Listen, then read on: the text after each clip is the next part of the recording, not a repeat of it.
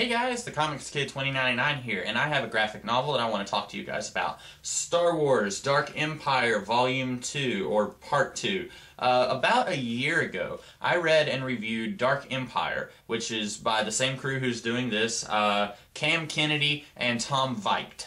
Cam Kennedy does the art, and Tom Veikt wrote it, and they both worked on Dark Empire. And when I reviewed that, I said that I was not a fan of it. I did not like Dark Empire, and I'm 99% certain that if I read it now, I still wouldn't be a huge fan.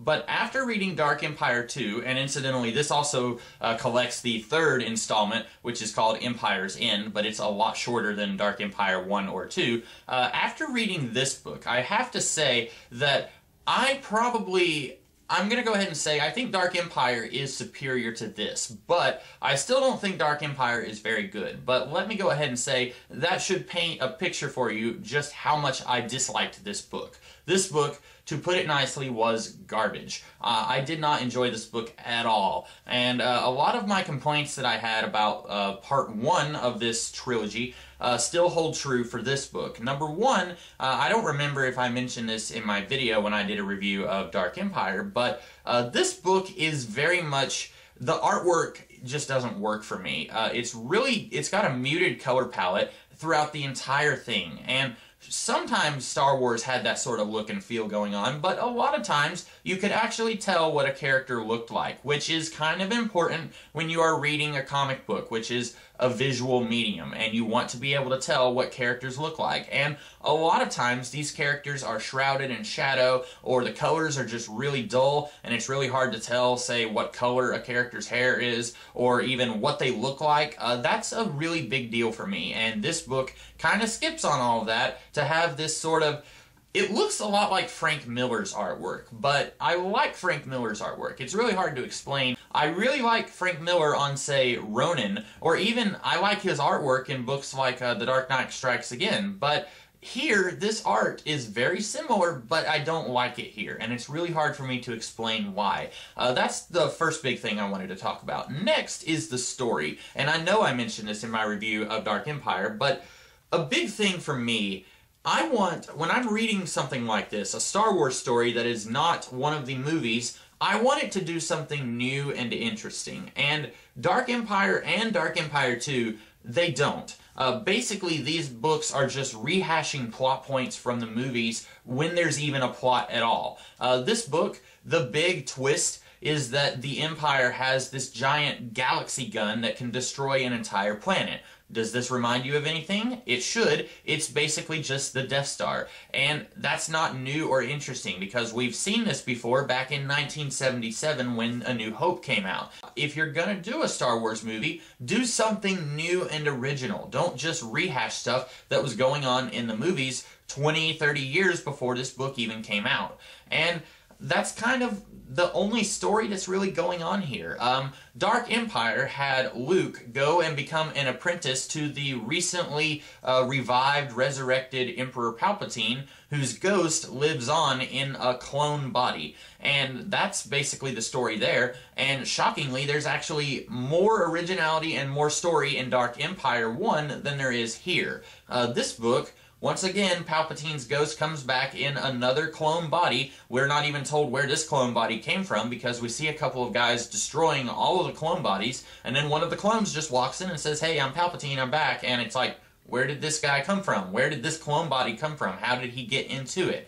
And then he comes back. Once again, he takes over the Empire. And he wants to put his body in a permanent host because these clone bodies are deteriorating too fast, and so he has chosen one of Han and Leia's children. And as of Dark Empire, they had 2 kids, twins, and then in this story they have another kid who is born, and for some reason he thinks that that is the kid that he needs to put his ghost into.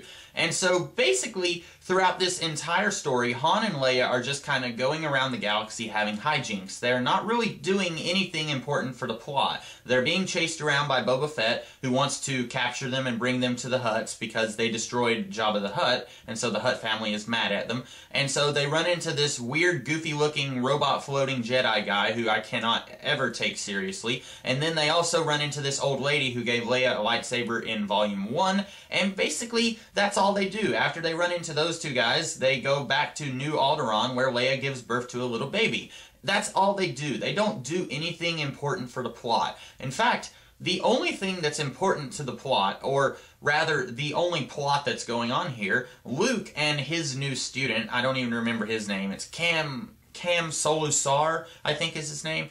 Luke and his student, they go to this distant planet where there is this group of, this tribe of natives, if you will. They speak this alien language that neither Cam nor Luke actually understand. And these guys are all descended from Jedi Knights from thousands and thousands of years ago, and they are all very strong in the Force. And Luke and Cam are able to convince two of the younger ones to come with them and help form the new Jedi Order. Spoiler alert, the Jedi Order that they are starting to form in this book is a false start, because every single one of the new Jedi that are formed, that join this order in this book, they all die. The floating robot thing, he dies, and both of these kids from this alien planet that's far away, they both die. So this book, ultimately, it feels like a big question mark. What was the point of this book happening? If the plot is supposed to be the beginning of the new Jedi Order, then why am I supposed to care if you completely crap all over that plot by the end of this book? And if the plot is supposed to be, hey, you've got these new Jedi kids from Han and Leia, they're all three there, you got a new Jedi Order there. Okay, but so much of the plot is devoted to other stuff, and if you're going to do the new Jedi Order, then I want you to focus on that. If you're going to tell me that the new Jedi Order is actually going to be the Solo children, then start your story about 5 years later when they can all start training, and don't start your story here with all these new potential Jedi Knights who are all going to die. I know I'm sounding really scatterbrained here, but this story is scatterbrained. There is no story here. And I should go ahead and mention, like I said, this actually collects the final chapter of the Dark Empire trilogy, but it's only like 25 or 30 pages long. It's not a very long story, and frankly, it's not even a story at all. Dark Empire 2 ends on this gigantic cliffhanger, and then Empire's End kind of just picks up everything that Dark Empire 2 did not finish, and it just kind of concludes the story. So frankly, if you see this, and you're thinking, oh, okay, this has two stories in it for the price of one. No, it's just one really long story that stops in this really weird, abrupt place, and then it keeps going. It's a really weird thing. It would be like if a movie stopped, and then the credits happened, and then another 10 minutes of movie happened after the credits that kind of wrapped up some of the plot points that weren't wrapped up before the credits. It's kind of like that. It's a really weird thing. I don't understand why this couldn't have just been one story, and why it had to be its own separate little entity that's collected here. I would have been really frustrated if Empire's End was not collected here, because then this story would have made absolutely no sense at all. At least, as is, it does have a little bit of closure, and that's a good thing. I'm going to go ahead and say the only part of this book that I was potentially interested in was the parts where Luke and Cam are on this alien planet and they find out that all of the inhabitants of this world are descendants of Jedi Knights. When I was reading this, I was thinking, oh cool, this is going to be really interesting. I was thinking of the book Dune. In Dune, about 1/3 of the way into the book, you've got the prince of the Atreides clan, Paul. He and his mother, they go and join this tribe of warriors who live out in the desert called the Fremen, and Paul kind of unofficially becomes their leader. He trains them in the ways of, for lack of a better word, he trains them in ways of the Force, not the actual Force, but the Dune equivalent of the Force. He trains them to become even better warriors than they already were, and he becomes their leader, and they become a force to be reckoned with. I thought that was going to be happening here. I thought Luke and Cam were going to go to this faraway alien world. They were going to find all of these desert warriors, so to speak, who live on this alien planet, and they speak a language that they don't understand, and Luke is going to say, oh, all of these guys are really strong in the Force. We need to stay here and turn them all into Jedi Knights. I thought that was going to happen. I thought he was going to train this entire planet full of people, and they were going to start the Jedi Order right there, and they were going to go after the Emperor with an entire planet full of Jedi native warriors from this alien world.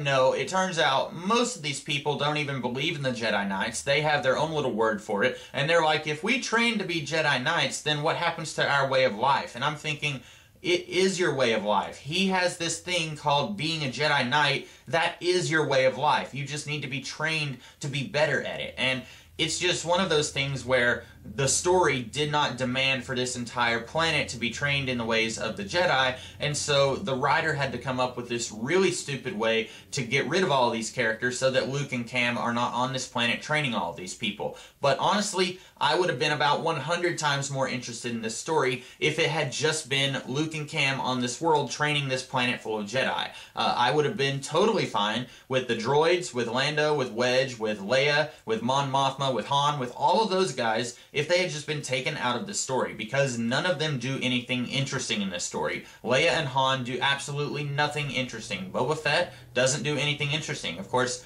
that's not a surprise. He's Boba Fett. He never does anything interesting. None of these characters do anything interesting. The only one who potentially could have been interesting would have been Luke, being turned into this Obi-Wan figure for a new generation of Jedi Knights. That would have been a really interesting place to take his character, and this book kind of squanders that by having all of his students except for Cam get killed. I don't have anything good to say about this book. I usually, whenever I review something, I try to find something nice to say, and I can't find anything nice to say about this. This book is absolute garbage. I cannot believe that there are as many people out there in the world who think that Dark Empire and Dark Empire 2 are as good as they think that they are. And honestly, I'm going to go ahead and address that real quick. I think the reason that people think that those two stories are any good is because at the time that they came out, there was no expanded universe. This was the expanded universe. Dark Empire and the Thrawn trilogy and Splinter of the Mind's Eye were the only pieces of the expanded universe out there.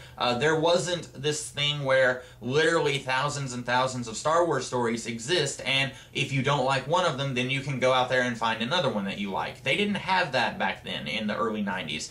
They were only just getting to the point where they were starting to build up an expanded universe. And I feel like the reason that people latched onto these stories was because this was all that there was. They had the original movies, and then they had this stuff. And so, even though Dark Empire and Dark Empire 2 are not good at all, people latched onto them because that was some of the only Star Wars stuff that was out there. Me personally, I don't care if it's called Star Wars. If it's not good, I'm not going to latch onto it. I'm not going to say, wow, this is one of the greatest things ever, even though it's pretty much garbage. And that's kind of the same scenario that I found myself in with the prequel movies. So this book is astoundingly terrible. I cannot recommend it to anyone at all. I cannot think of a single person who would enjoy this book. That's unfortunately all that I have to say today. I hope that you guys maybe found something entertaining about this review. If you did, be sure to like, share, comment, and subscribe. And I will be back tomorrow with an entirely different kind of review. So until then, I will see you guys later. Have a great day.